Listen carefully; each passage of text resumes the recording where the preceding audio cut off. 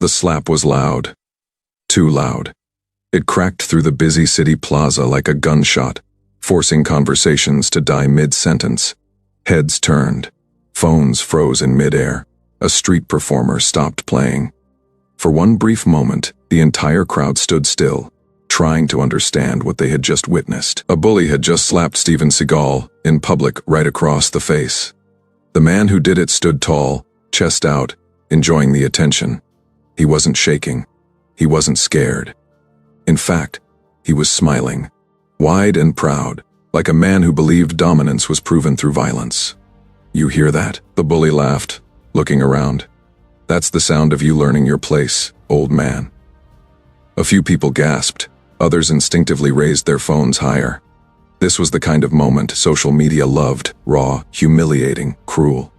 Steven didn't shout, didn't curse, didn't even step back. He slowly turned his head, eyes steady, hand still hanging calmly by his side. No rage, no panic, just a quiet, unsettling calm that didn't match the chaos forming around him. "You okay, sir?" someone whispered from the crowd. The bully rolled his eyes. "Relax." "He's fine, aren't you?" He leaned closer, voice dripping with mockery. "Or are you gonna call the cops now?" Steven said nothing. That silence made people uncomfortable, because it wasn't the silence of fear.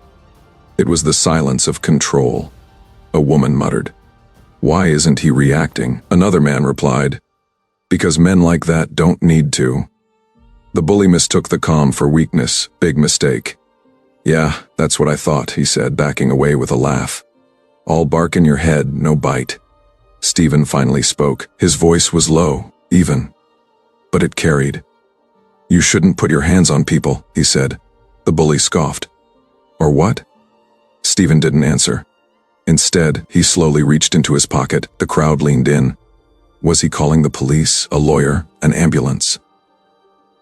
No one knew. What no one in that plaza could imagine, what the bully would soon learn the hard way, was this: that single slap had just crossed a line, and the man standing quietly in front of them wasn't powerless.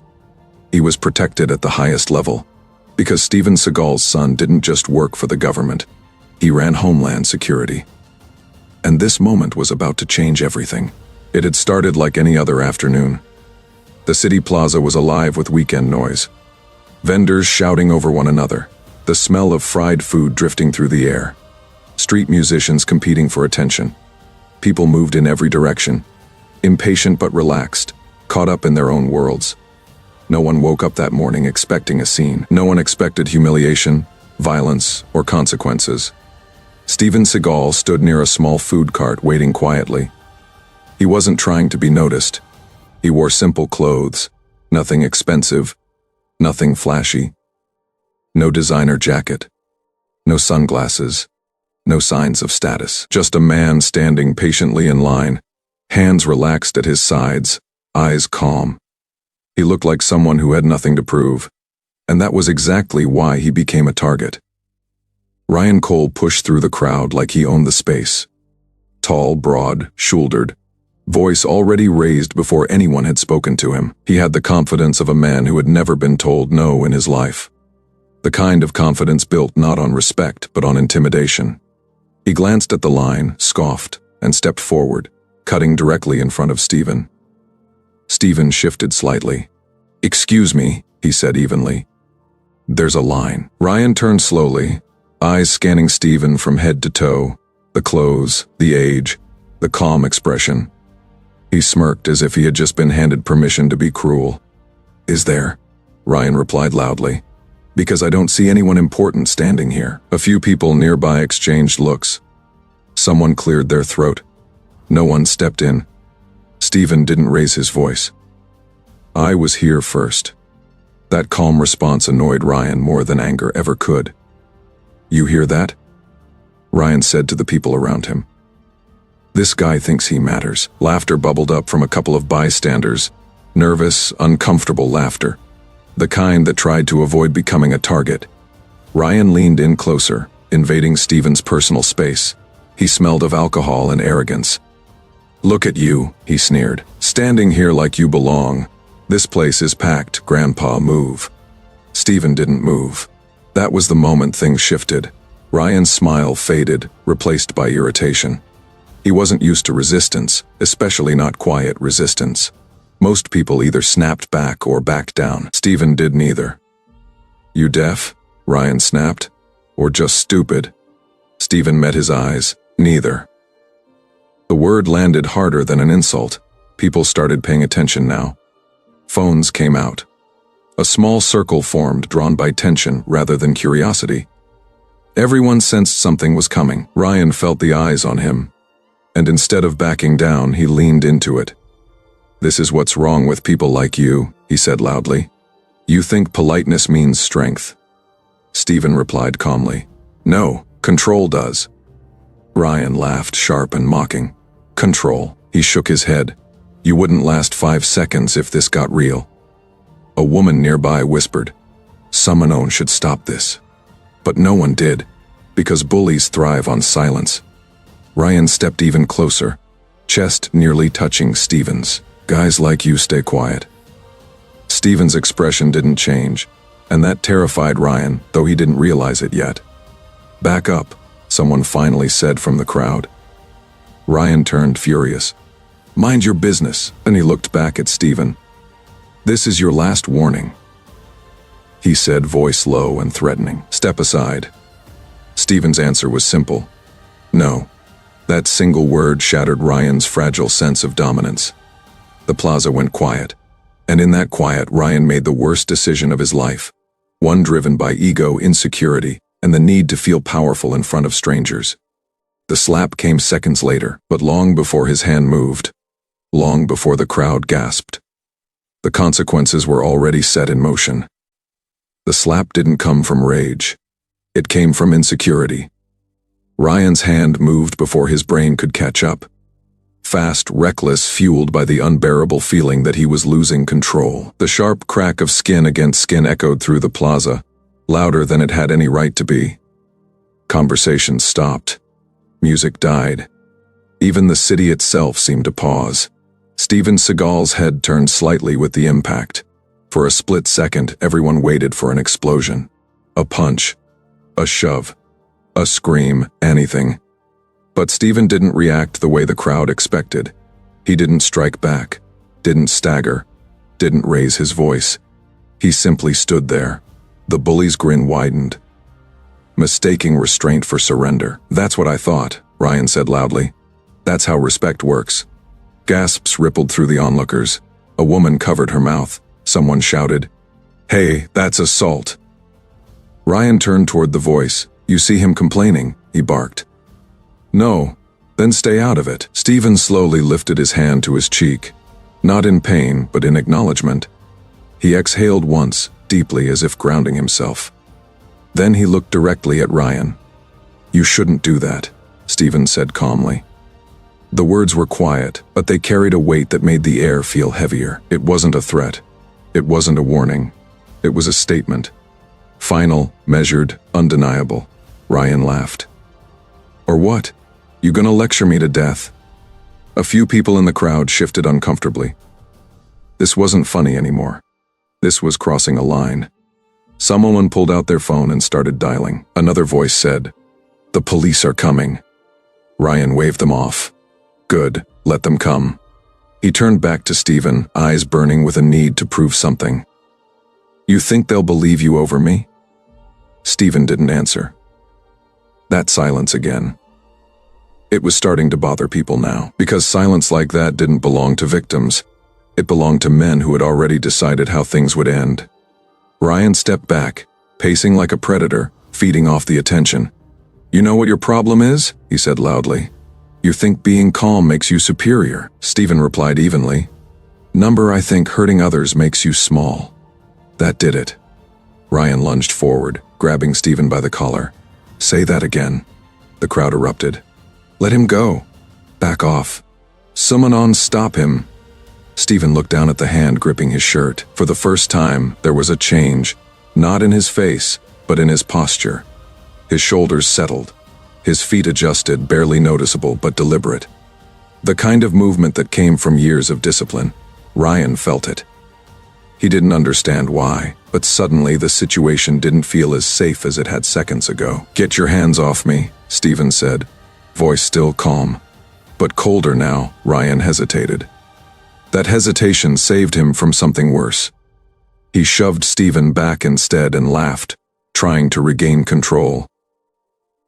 "See?" Still standing, Steven steadied himself, straightened his clothes and looked around at the crowd. "Everyone saw that," he said quietly. Ryan scoffed.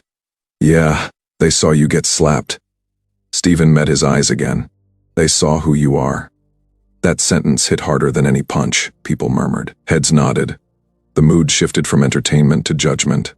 Ryan could feel it slipping away. The power, the attention, the control. And bullies don't handle that well. "So what now?" Ryan snapped. "You gonna cry? Run."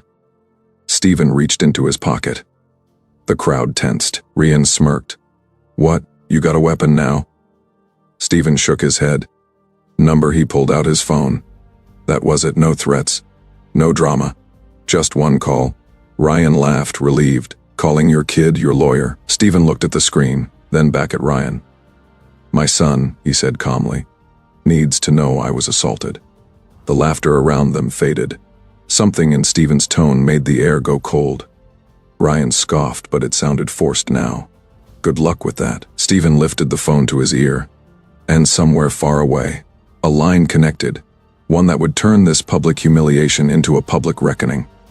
The plaza was still buzzing when the sound of engines cut through the noise. Low-controlled official. Heads turned toward the street. 3 black SUVs rolled in and stopped with military precision. Not crooked, not rushed, perfectly aligned. The kind of arrival that didn't ask for attention, yet demanded it. The crowd fell silent. Doors opened. Men and women stepped out in dark suits, earpieces visible, eyes scanning everything. Their movements were sharp, disciplined, purposeful. This wasn't local police. This wasn't security hired for show. This was federal. Ryan's smirk wavered. "What the hell is this?" he muttered. Steven Seagal lowered his phone and slipped it back into his pocket. His expression hadn't changed. Not when he was slapped, not when he was grabbed, and not now. One of the agents approached him immediately. "Mr. Seagal," the agent said respectfully, voice firm. "Sir, are you injured?" That was the moment the crowd gasped. Not because of the words, because of the tone. This wasn't how people spoke to victims. This was how they spoke to someone important. Ryan laughed nervously. "Wait, this is about him?" He pointed at Steven. "You've got to be kidding me."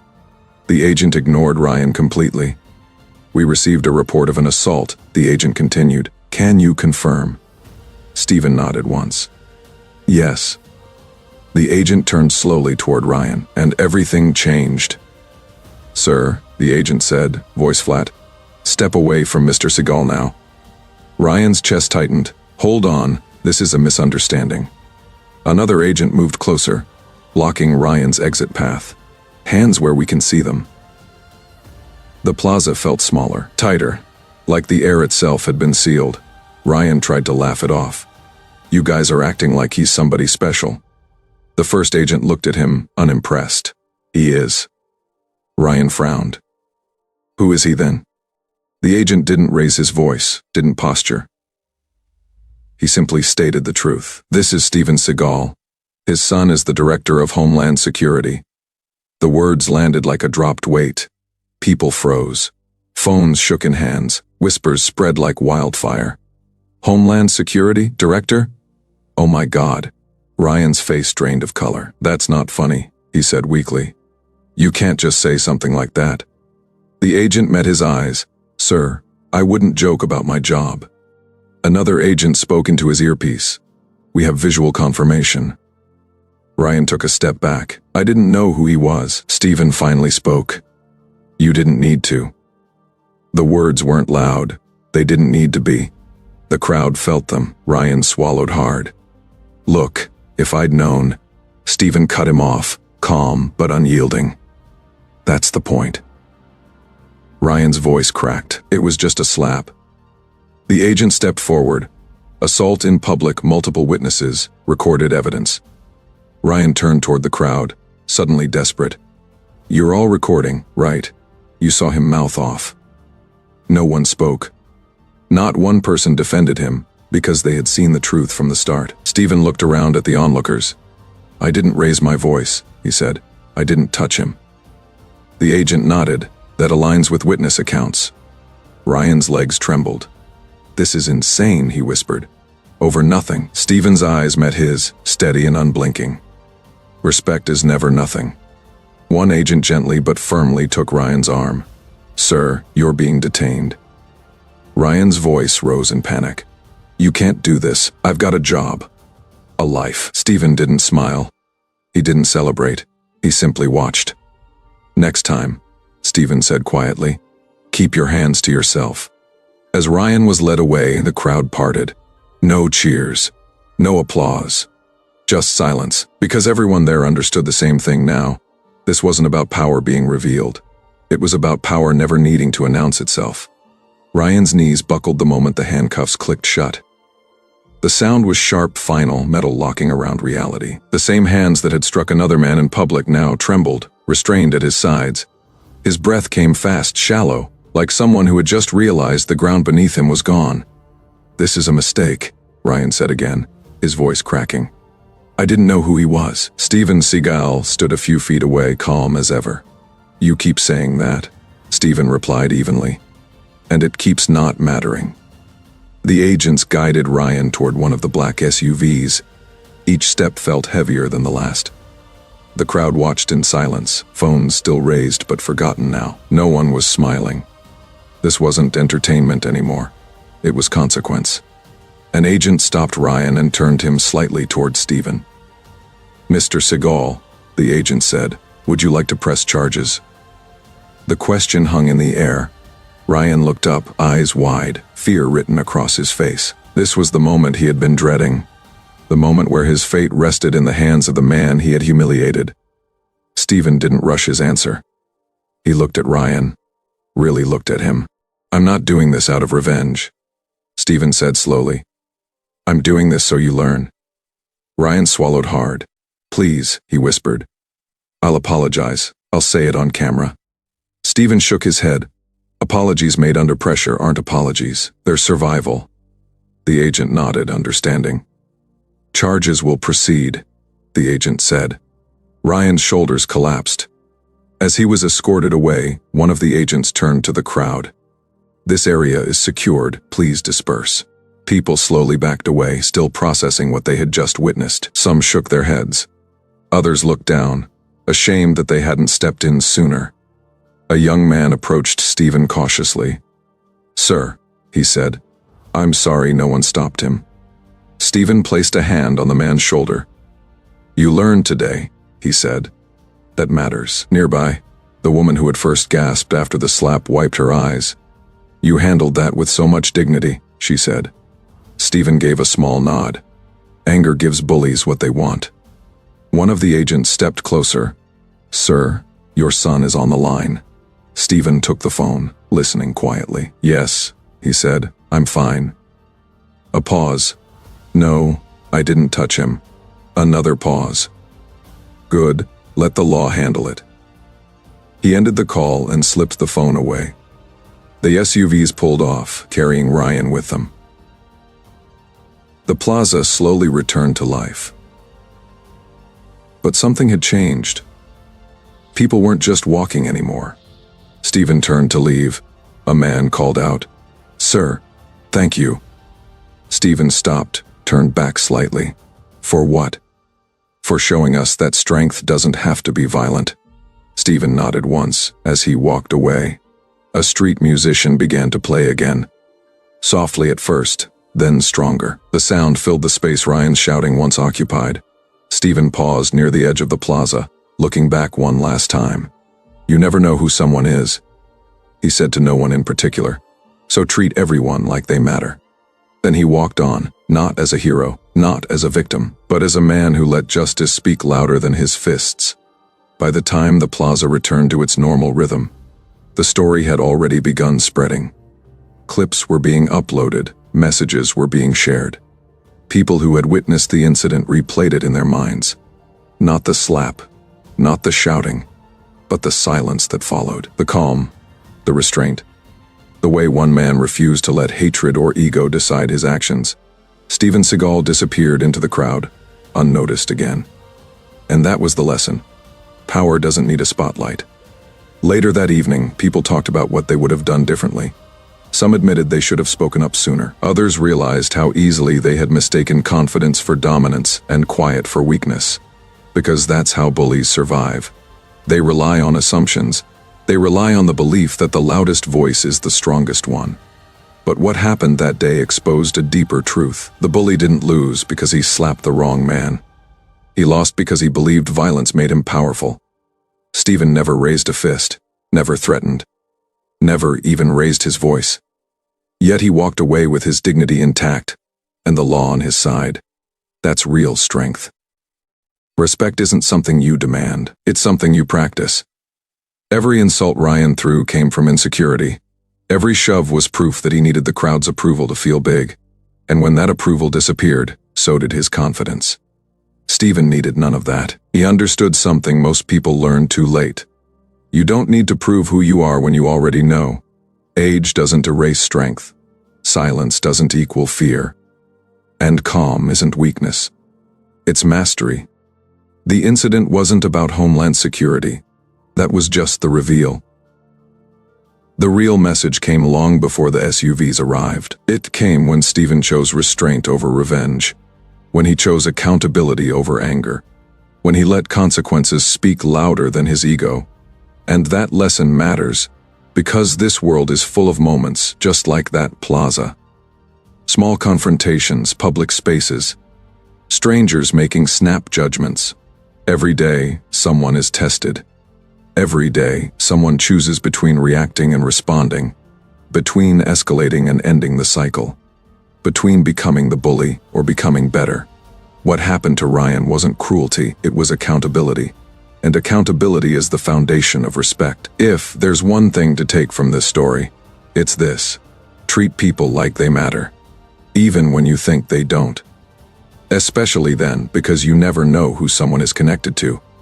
But more importantly, you never know what kind of strength they carry quietly. Type respect if you believe strength comes with self-control. Type no bullying if you believe dignity should never be tested, and comment where you're watching from. Your voice matters, Faye. This wasn't a story about power. It was a reminder that true power never needs to announce itself.